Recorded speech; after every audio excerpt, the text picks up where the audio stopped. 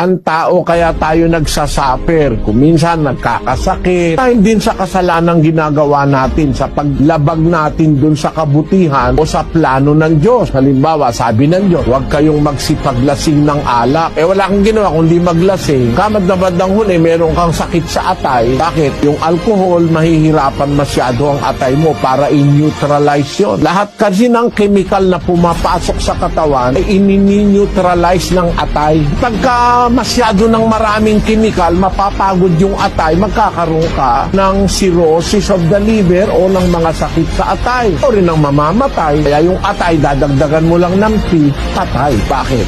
Kasi kain ka ng inom ka ng inom ng alcohol, inom ka ng inom ng droga, inom ka ng inom ng soft drink. Katakot-takot na chemical yung nasa soft drink. Alam nyo ba, nasa soft drink, merong chemical na nilalagay sa panlinis ng inodoro? Ba natin yun? Na yung masarap na soft drinks may halong chemical na ginagamit sa panlinis ng inodoro. Tungga ka ng soft drink, bukod sa diabetes, pinahirapan mo ang atay mo.